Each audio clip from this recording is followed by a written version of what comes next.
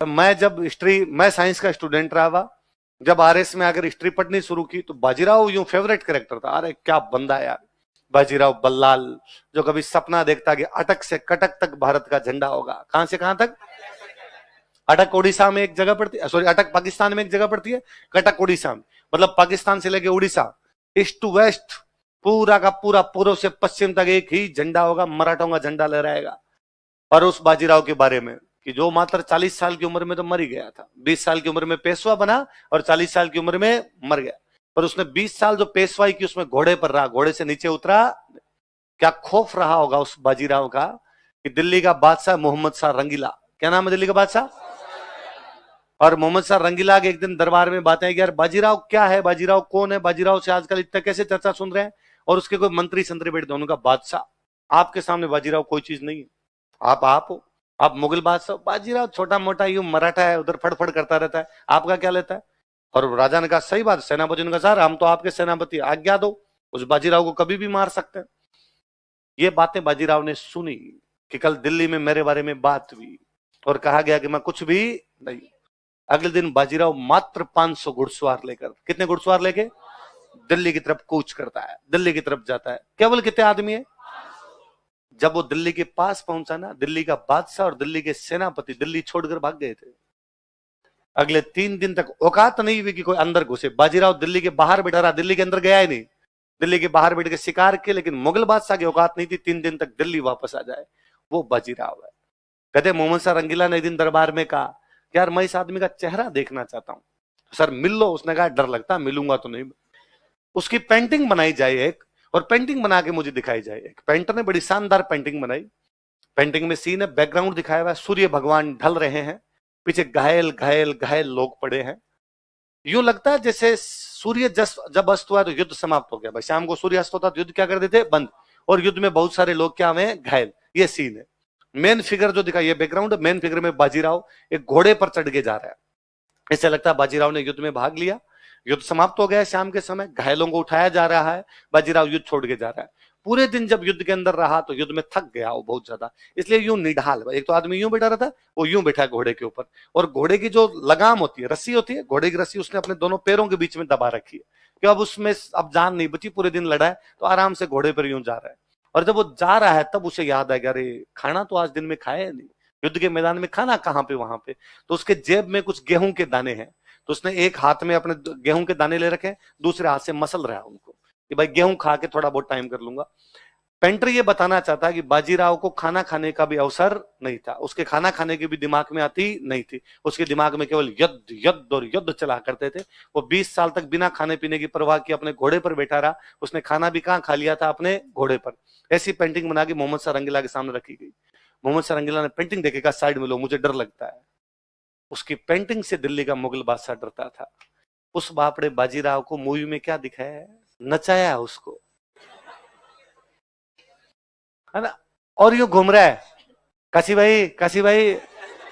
अरे यार काशी भाई पेशवन थी, पेशवा की पत्नी थी, थोड़ा बहुत तो यार ढंग से नाम लेते हुए दिखाते, थोड़ा बहुत तो सही दिखाते, और इतने फर्जी फर्जी डायलॉग।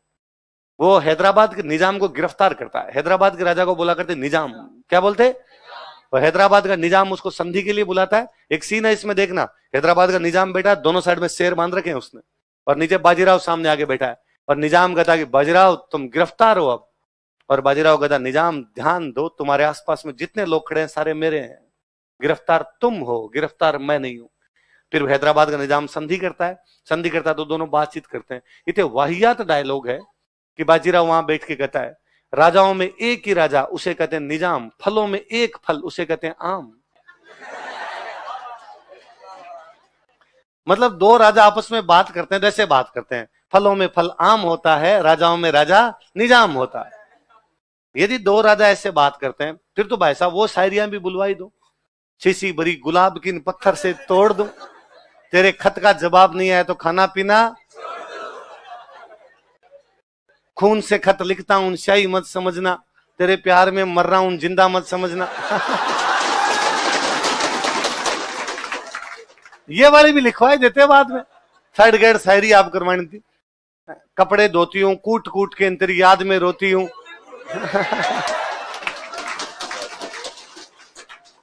ये भी करवा देते यार थोड़ा सा। तो बेचारे बाजीराव, मैं कहता हूं यदि ये एक शक्ति होती कि बाजीराव ऊपर से वापस आ सकता, भाई साहब संजय लीला बंसाली को उल्टा लटका के नीचे आग लगाता, किसी के वास्ते लगाओ रे नीचे। उस मूवी में रणवीर सिंह और दीपिका पादुकोण ने इतनी वाहियात एक्टिंग की है जिसकी हद नहीं। उस मूवी में एक्टिंग के चरम पे प्रियंका चोपड़ा। बाजीराव मस्तानी को देखा जाना चाहिए। प्रियंका चोपड़ा को देख के, उसके एक एक सीन को देख के लगता है कि अरे पैसों ऐसी होती होगी, वो बोलना चलना। और जिस डायलॉग में बाजीराव को कहती है कि आपने हमसे हमारा गुरूर छीन लिया है, तो उसे वाकई लगता है कि महिला के स्वाभिमान की बात कैसे करती होगी। तो उस मूवी का नाम होना चाहिए काशीबाई, कि प्रियंका चोपड़ा की एक्टिंग है। इन दोनों मोटियार लुगाई ने उसमें जो वाहियात एक्टिंग। रणवीर सिंह अच्छा एक्टर है, पर एक तो क्या उसके अंदर से रामलीला नहीं बाहर निकल रही। इनके एक मूवी थी ना रामलीला, तो उसकी रामलीला की एक्टिंग देख लो, फिर सारी फिल्मों की एक्टिंग देख लो, सेम है। वरना उसकी अच्छी अच्छी मूवी देखनी हो, उसकी एक बहुत अच्छी में लुटेरा, सोनाक्षी सिन्हा की, और उसकी एक मूवी है लुटेरा, उसमें उसकी बहुत अच्छी एक्टिंग है ना। ये बीच में एक कौन सी मूवी आई थी, दिल धड़कने दो या दिले मुश्किल, दोनों में से किस में था वो, एक मूवी में किसी में था, है ना। उसमें एक रणबीर सिंह एक रणबीर कपूर की, मैं बोल रहा हूं कौन सी किसकी है, पर उन दोनों में किसी में उसकी अच्छी एक्टिंग थी। गली बॉय में फिर भी उसकी ठीक है ना। बाकी में तो वो सेम एक्टिंग करता है, जैसे रामलीला में कर रहा था वैसे जल्दी जल्दी बोलना, वैसे वो जल्दी जल्दी चलना। जब सेम ही एक्टिंग करनी है भाई साहब, तो एक्टर किस बात की। एक्टर का तो मतलब ही होता है जैसा कैरेक्टर वैसा एक्टर। एक्टर वो होता है कि जब आपने कैरेक्टर देखा उस समय आपको कैरेक्टर दिखाई दिया, एक्टर दिखाई। आप देखो कभी पान सिंह तोमर, किस किसने पान सिंह तोमर नहीं देखी। अरे भगवान, तुमने पान सिंह तोमर नहीं देखी, लिखो कॉपी में ऊपर ही ऊपर लिखो, आज घर पे जाते देखनी है पान सिंह तोमर। अरे अरे अपने जयपुर के एक्टर की ओर है, इरफान खान। इरफान खान अपने जयपुर के थे, राजस्थान कॉलेज से पढ़े हुए, पान सिंह तोमर। अरे यार,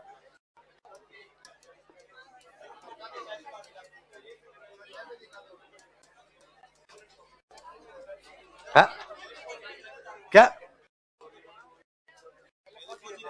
हाँ, पहले फौजी होता है, एथलीट होता है, फौज में धावक होता है, दौड़ता है भारत के लिए, मेडल्स वगैरह जीतता है।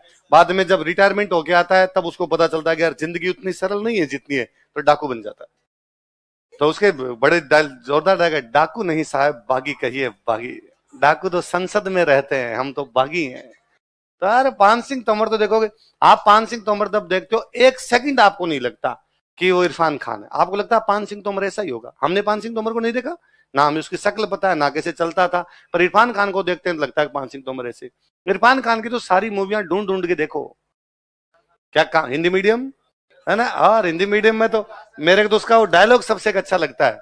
उसकी बेटी इंग्लैंड पढ़ने के लिए जाती है, वो अपनी बेटी से मिलने के लिए जाता है, तो वो अपनी बेटी कहता है वापस चला गया, ऐसा कोई एक सीन है। तो इसमें उसकी बेटी कहती है कि नहीं पापा मैं यहाँ पे पार्ट टाइम जॉब कर रही हूँ। तो वापस कहता क्या क्या क्या क्या कर रही हो तुम, तो वो कहता मैं नौकरी कर रही हूँ। क्यों तुम नौकरी क्यों करती हो यहाँ पे, तुम पढ़ने के लिए आई हो।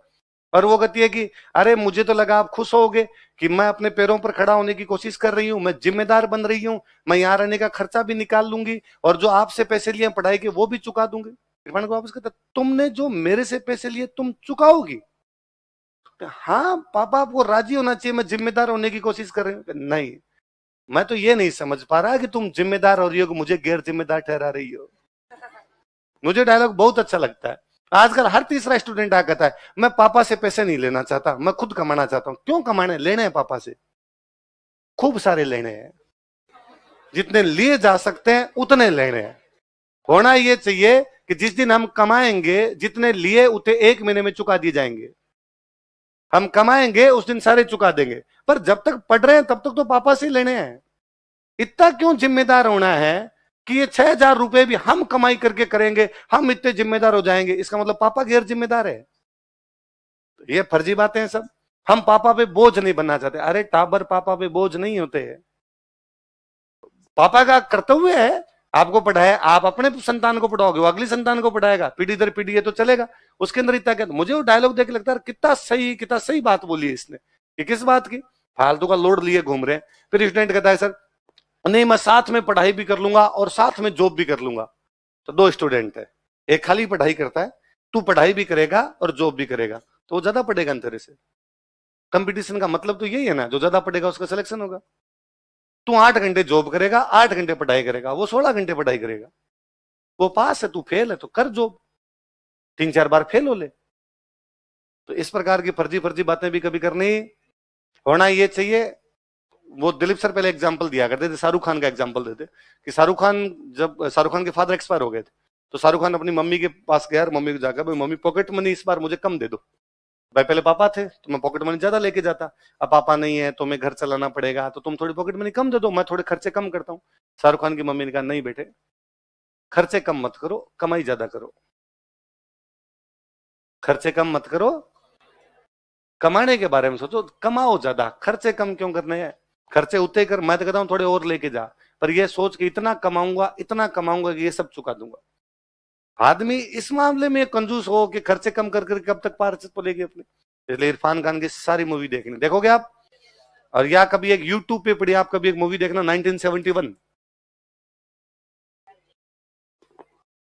मनोज वाजपेयी की मूवी है 1971, देखना, मजा आ जाएगा आपको, आज ही देखने, यूट्यूब पे ही है। अरे इसका तो बड़ा ही शानदार है। 1971 का भारत पाकिस्तान युद्ध है। भारत पाकिस्तान युद्ध में हमारे को सोल्जर्स पाकिस्तान ने गिरफ्तार कर लिए, पाकिस्तान की जेल में बंद कर दिए, वो वहां से भागने की कोशिश करते हैं, उनके ऊपर बनी हुई मूवी है 1971। अब देखो दुर्भाग्य, देखो भारत देश का दुर्भाग्य क्या है कि मूवी बनाई, एक डायरेक्टर ने मूवी बनाई। होता क्या, 3 चीज होती है। एक होता प्रोड्यूसर जो पैसे लगाता है, एक होता डायरेक्टर जो मूवी बनाता है, एक होता डिस्ट्रीब्यूटर, वितरक, जो मूवी को खरीद के सिनेमा हॉल को देता है। तो 3-4 लेयर होती है। मैं प्रोड्यूसर हूं, मैंने पैसे लगाए, आप डायरेक्टर हैं, आपने बताया भाई कैसे कैसे मूवी बनेगी। एक डिस्ट्रीब्यूटर है जिसने मूवी खरीदी, फिर उसने सिनेमा हॉल वालों को बेच दी, तो सिनेमा हॉल वालों से पैसे वितरक के पास, डायरेक्टर प्रोड्यूसर, यूं चलता है, पूरा चलता है उनका। 1971 प्रोड्यूसर ने बना दी, प्रोड्यूसर ने रुपए लगा दिए, डायरेक्टर ने बना ली, डिस्ट्रीब्यूटर नहीं मिले उसको। क्योंकि डिस्ट्रीब्यूटर भाई सामान कौन सा खरीदना चाहेंगे, जो लोग देखना चाहेंगे, जो बिकेगा वो चलेगा। लेकिन डिस्ट्रीब्यूटर ने कहा 1971 क्या है ये, जब भारत पाकिस्तान के युद्ध पे बनी हुई है, तो यार कैसी युद्ध वाली मूवी कोई नहीं देखता। उसमें भी जेल में लोग बंद है, भागने की कोशिश कर रहे हैं, जेल के अंदर ही कौन देखता है? कोई हीरोइन हो, ग्लैमर हो, आइटम डांस हो, थोड़ा बहुत तो देखते हैं। तुम्हारी मूवी में एक हीरोइन नहीं, कोई इसमें गाना नहीं, कोई इसमें आइटम डांस नहीं। भाई जेल के कैदियों की मूवी तो गाना किस बात का होगा, जेल के कैदियों की मूवी तो उसमें डांस भी किस बात के होंगे। तो उन्होंने कहा पर मूवी तो हमारी सिंपल यही है, और तुम्हारे को बड़ा हीरो भी नहीं है, मनोज वाजपेयी, इतना बड़ा नाम भी नहीं है कि उसके नाम पर बिक जाए, इसलिए हम इस मूवी को खरीदेंगे नहीं। तो मूवी आई नहीं, सिनेमा हॉल में लगी नहीं। कोरोना का टाइम, लोगों के टाइम पास करने का साधन क्या, मूवी। कोई मेरे जैसा कोई मनोज वाजपेयी का फैन, उसको लगा मनोज वाजपेयी की तो सारी मूवी देख देते हैं, और उसने मनोज वाजपेयी खूब सारी देख रही, नहीं देख रही, वो चुन चुन के देखनी शुरू की। फिर एक दिन उसने गूगल पे मनोज वाजपेयी की फिल्मों की लिस्ट देखी, तो उसने कहा ये देख ली, ये देख ली, ये देख ली, ये देख ली। फिर एक मूवी लगी हुई 1971, उसमें लिखा मनोज वाजपेयी लिख रहा है, मैंने तो फिल्म किया, लगी नहीं लगी बात अलग है, मूवी तो किया बेचारे ने। तो उसने मनोज वाजपेयी को टैग करके ट्वीट किया कि मैंने आपकी मूवीज की लिस्ट देखी, मैंने आपकी तमाम मूवी देखी है, पर लिस्ट में एक नाम है 1971, ये मूवी मैंने देखी नहीं, ना किसी कहीं नेटफ्लिक्स अमेजोन कहीं पर नहीं है, तो यदि मैं ये मूवी देखूं तो मुझे कहां देखनी चाहिए। मनोज वाजपेयी जानता था मूवी जब रिलीज ही नहीं हुई तो कहां देखी जाएगी, देख ही नहीं सकती इसको कहीं पे। मनोज वाजपेयी ने कुछ ही नहीं किया, उसके कमेंट के अंदर जाके जो उसका डायरेक्टर था उसको टैग कर दिया कि डायरेक्टर महोदय देखो भाई, लोग ये मूवी देखना चाहते हैं, बता इसको कहां देखें, तुमने जारी तो की नहीं, रिलीज तो की नहीं। डायरेक्टर को लगा अच्छा यार लोग इस मूवी को देखना चाहते हैं, एक आदमी ने इच्छा जाहिर की है, मनोज वाजपेयी के लोग फैन है, उसने यूट्यूब पे फ्री में जारी कर दी। देखो कोरोना के अंदर सबसे अधिक देखी जाने वाली मूवी बनी, तो लोगों ने हाईएस्ट मतलब कोई नंबर के अंदर वॉच किया होगा किसी मूवी को, तो मूवी कौन सी थी, ज्यादा बड़ी भी नहीं, 2-1 घंटे की छोटी मूवी है, वरना क्या बॉलीवुड मूवी लंबी हो जाती है, 3 घंटे के आसपास चली जाती है, 2.5-3 घंटे की हो जाती है, 2-1 घंटे की मूवी। भाई गाने या नहीं, कोई ड्रामा फालतू का हीरोइन ड्रामा टाइप की कुछ है नहीं, सीधे कैदियों की कहानी है, कैदी है, प्लानिंग बनाते हैं, भागने का प्रयास करते हैं, भाग पाते नहीं पाते, उस प्रकार कहानी है। तो दोनों मूवी देखोगे आप, कौन कौन सी, 5 सिंह तोमर और 1970 और इरफान खान स्वर्गीय हो गए, इरफान खान एक्सपायर हो गए, अपने जयपुर के थे, जयपुर में रहने वाले, राजस्थान कॉलेज से पढ़े हुए, यहीं क्रिकेट खेलने वाले, साधारण सा एक लड़का एकदम, बॉलीवुड में जाके कितना बड़ा नाम कमाया, उसकी मूवी नहीं देखेंगे किसकी देखेंगे, तो चुन चुन के मूवी देखनी है, किसकी, तो उसमें है लंच बॉक्स बहुत अच्छी मूवी, देखना। लंच बॉक्स का तो एक डायलॉग मेरे को बड़ा अच्छा लगता है, क्या उसमें कि मैंने सुना है आपने एक बार एक कुत्ता मार दिया था, लोग सब बातें करते हैं आपके बार आपने मार दिया था, इरफान खान उसकी तरफ देखता कहता आदमी था, आदमी मारा था, वो इतना नेचुरल लगता है उसमें कि सामने नवाजुद्दीन सिद्दीकी है, वो डरता है, अरे यार इसने मर्डर किया है सच में, और वो तो नेचुरल तरीके से उस बात को कह के चला जाता है। एक्टर वो है जो किसी भी बात को नेचुरली बोल दे, उसमें कोई ड्रामा नहीं करे। सलमान खान, शाहरुख खान, अजय देवगन, ये ज्यादातर, अजय देवगन फिर भी थोड़ा ठीक करता है, ये हीरो है। ये क्या है? हीरो है। ये जो आपके इरफान खान, मनोज वाजपेयी, नवाजुद्दीन सिद्दीकी, राजकुमार राव, ये एक्टर है। ये क्या है? ये एक्टिंग करते हैं, वो वाले एक्टिंग नहीं करते। सलमान खान को एक्टिंग करने की कोई आवश्यकता नहीं, बेल्ट को 2 बार ऐसे किया है, हुड दबंग दबंग, जनता ने कहा भाई आ गया, भाई आ गया, बस मूवी कमा लिया, है ना। ज्यादा उनको कुछ करने की आवश्यकता। शाहरुख खान ने इतना इतना यूं कर दिया, इतने में लड़कियों को लगा लहा लोट है अपने। इरफान खान को उनको ना कोई चेहरा, भाई कोई ज्यादा सुंदर चेहरा मोरा वैसा भी कुछ नहीं है, तो उनको देखी जाए आप। कालीन भैया, भाई वो फर्जी वेब सीरीज है, पर आप पंकज त्रिपाठी की एक्टिंग देखो, वो एक्टिंग मतलब एक्टिंग तो शानदार ही करता है, एक्टिंग के अंदर तो कुछ है ही नहीं। तो ये कुछ लोग जो एकदम रूट लेवल से है, कारण क्या है? ये लोग यूं गांव से ना आए हुए लोग हैं। एक्टिंग में आपको नोटिस करना पड़ता है, लोग कैसे चलते हैं, लोग कैसे बोलते हैं, लोग कैसे बिहेव करते हैं, कोई बंदा किस स्थिति में किस प्रकार का बिहेव करता है, डरता है तो कैसा होता है, उसको आश्चर्य होता है तो कैसे होता है, आंखें कितनी खुलती है, आंखें बंद होती है, खुलती है, एक एक बात पता होनी चाहिए, तब आप एक्टिंग कर पाते हो। इन लोगों का लोगों को नोटिस किया हुआ, लोगों ने नोटिस किया हुआ, इसलिए एक्टिंग अच्छी कर लेते हैं। कुछ ये लोग जो है ये डायरेक्ट ही बड़े बड़े घरों से आए हुए, इनको वैसा नोटिस करने का मौका भी नहीं मिला, तो उनको लगता है कि अपने को नोटिस करने की आवश्यकता भी, फिर वो बेल्ट को हिला के कमा लेते हैं। ये अलग अलग चीजें, इसलिए मूवियां देखी जानी चाहिए, मूवियां बहुत अच्छी होती है, पर इतिहास पर बॉलीवुड की मूवियां अच्छी नहीं। इससे अच्छा बॉलीवुड ने काल्पनिक मूवी बनाई बाहुबली, वो ज्यादा अच्छी है।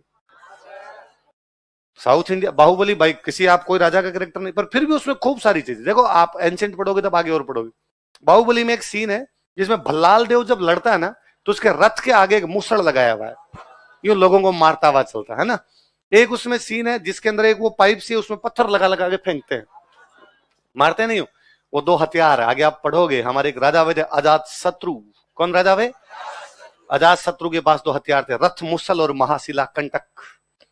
कौन कौन से हथियार है? रथ मुसल और महाशिला।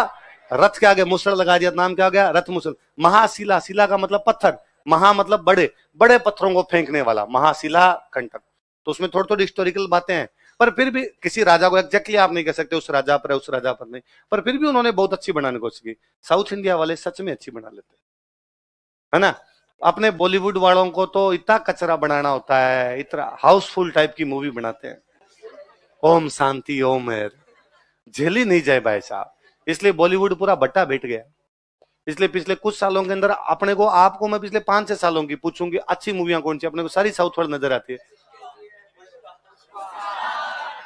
फर्जी मूवी है, कुछ ही नहीं है, पर फिर भी अच्छी बनाई उन्होंने भाई। क्या पर एक्टिंग कितना नेचुरली, कि भाई लुंगी बांधावान इधर उधर चलता है। अपने वालों से इमेजिन ही नहीं कर सकते कि इस प्रकार यूं चलते होंगे। अपने वालों को सूट बूट में दिखाना, एकदम गोरा चिट्टा दिखाना, मतलब आप बॉलीवुड के ज्यादातर हीरो जो दिखाओगे सारे गोरे चिट्टे हैं, वो नहीं होंगे तो भी मूवी के अंदर दिखाएंगे। हमने वो बना ही दिया कि सारे शहरी है, कोई उस प्रकार का, जबकि बंदा नेचुरल होता है यार। बंदा हर टाइम कोट पैंट के अंदर थोड़ी रहता है, हर टाइम बनावटी तरीके से थोड़ी बोलता है। नॉर्मल आदमी नॉर्मल तरीके से बिहेव करता है, तो आप उसको भी तो नॉर्मल तरीके से दिखाओ। उसमें पुष्पा दिखाया नॉर्मल, बीड़ी पिया वार, एक आदमी लुंगी का लांग ली हुई इधर है। आम आदमी ऐसा ही होता है, जैसा है वैसा वैसा दिखा दिया उसके अंदर। तो साउथ वाले ज्यादा उसके नजदीक जाते हैं, हालांकि वो भी एग्जेजरेट खूब करते हैं चीजों को, एक मारा इतने पेड़ सारे के सारे गिर गए, पर फिर भी अपने को अच्छा लगता है यार, थोड़ा तो डंका दिखाया। अपने वाले तो वैसा भी कुछ नहीं कर पाते, तो अपने वाली मूवी से आजकल साउथ वाले ज्यादा अच्छा बनाने लगे। इसलिए आजकल बॉलीवुड हर मूवी में साउथ वालों को लेने लग गया, कि इनको पता है कि अपने को तो कोई देखता नहीं, इनको रामचरण तेजान, अल्लू अर्जुन है ना, वो समंथा, ऊ अंट मामा इनको लिया जाए, इनको लोग देख सकते हैं। आई बात समझ में? तो जोधा अकबर मूवी में इतिहास नाम की कोई चीज, काल्पनिक कहानी है, काल्पनिक कहानी की तरह उसको देखा जाए। उसके अंदर कोई इतिहास पढ़ने की कोशिश करता है तो वो बात सही नहीं।